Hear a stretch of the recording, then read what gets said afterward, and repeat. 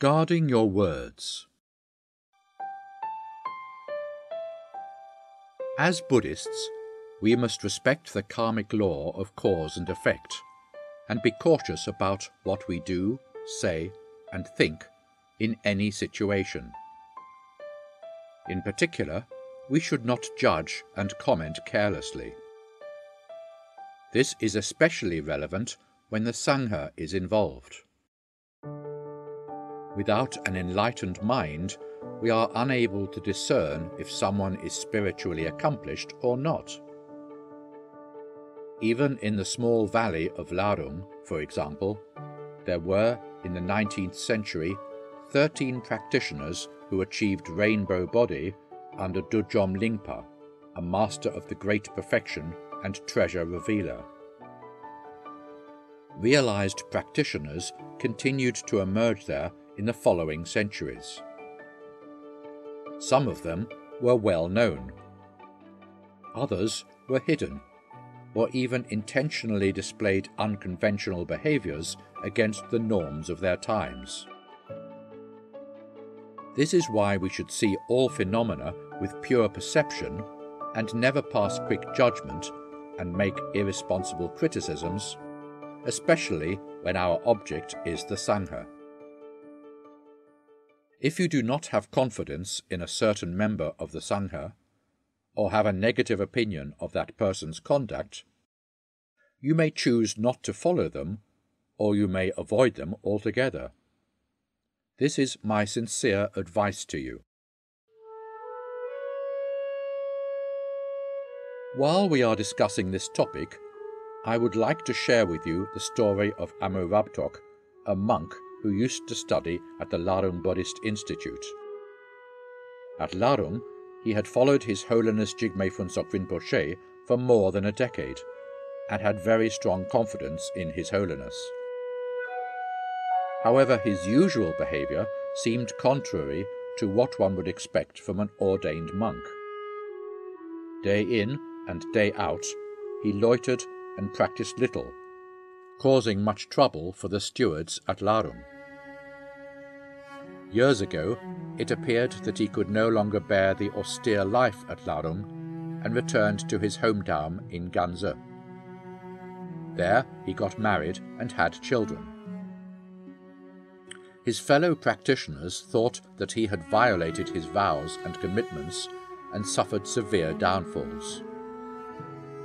As a result, he was not only disdained by his fellow practitioners, but also heavily criticized by the villagers around him. One day he said, "If I die, I will probably die with my head going down first." He meant to say that he would not die an auspicious death, but rather an ugly one. People responded satirically, "Why don't you try to die in a good way? Otherwise, you will be despised even at the time of your death." "All right then," Amorabtok replied. "I will do as you wish." But nobody took his words seriously. At the beginning of 2007, Amorabtok suddenly felt unwell. One night he had a dream about His Holiness Jigme Phuntsok Rinpoche, who advised him to recite 100,000 times the prayer of attaining all accomplishments, to remove obstacles to liberation. After he completed the recitations required, he again had a dream about His Holiness, who this time said to him, "Now come join me." The next day, Amorabtok told his wife about the dream, alluding to the fact that he would soon leave this world. He said he had no sadness or worries, and promised that he would continue to help her practice after his departure, and he urged his wife to be ordained.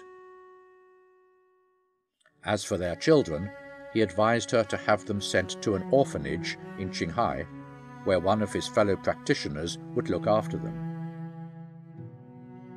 After he had made all the necessary arrangement for his family, he invited several monks to his home a few days later and recited the prayer of the ground, path and fruition while he sat in the cross-legged position and meditated.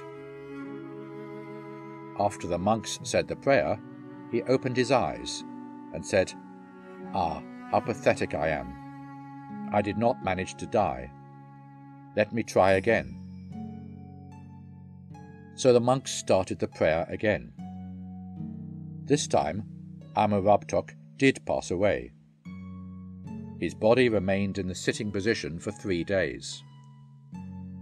On the 3rd day, people invited a famous tulku to recite a pith instruction of the great perfection for Amurabtok. As soon as the tulku finished the recitation, there came a sudden bang as the body of Amurabtok fell. Over the next few days, his body shrank to a very small size, and when it was cremated, many auspicious signs appeared, signalling his spiritual attainments. It was a wonder to all those present.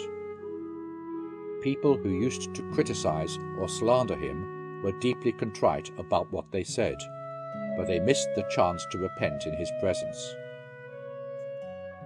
Other examples are Tilopa, who liked to eat fish, and the 84 great adepts, who also manifested all sorts of eccentric or unconventional actions. Jigme Trinla Öze and Jigme Gyalwai Nyugu were Jigme Lingpa's main disciples, who practiced under Jigme Lingpa's guidance in Uzang in central Tibet for several years. One day, Jigme Lingpa told them that he had taught them everything he knew, and it was time for them to leave to practice on their own and to teach others. He also said that they were unlikely to meet him again in the future. So the two had to leave their master, albeit reluctantly.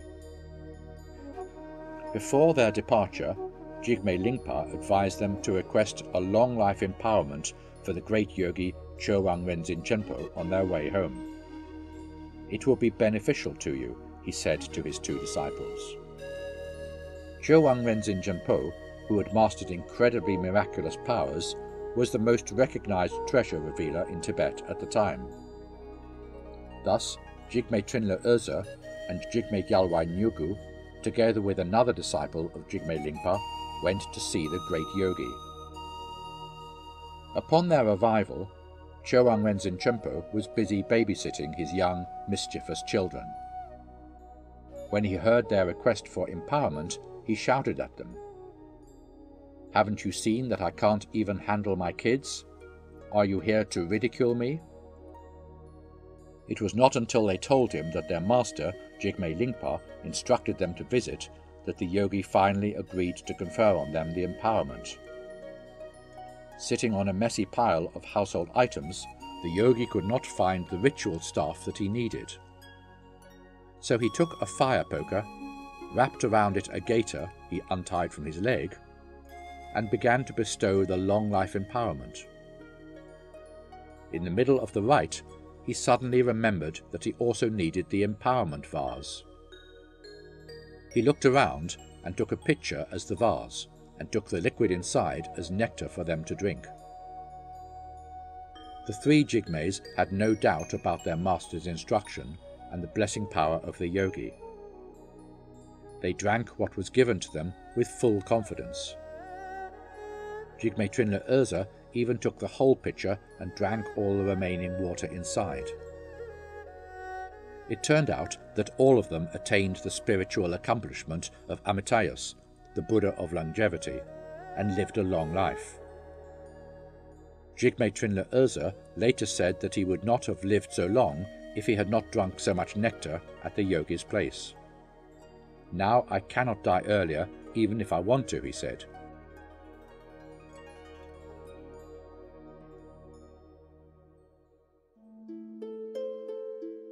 It so happens that many highly accomplished practitioners may behave improperly in our eyes.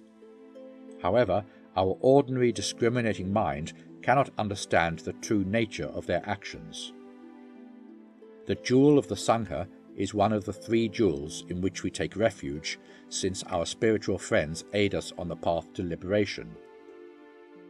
If we criticize or even defame the Sangha, our refuge vow may be transgressed. Sutras and Tantras, like Karma Chagme's wishing prayer of Dewa Chen, explains in detail the dangers of defaming the Sangha. They are detrimental to our practice and will produce severely negative effects that obstruct our chances of attaining a human rebirth, let alone liberation from samsara. It is generally unwise to speak negatively about others. As you develop your practice, carefully guard against misconduct involving the three doors of body, speech, and mind. Such discipline is essential for attaining happiness and liberation.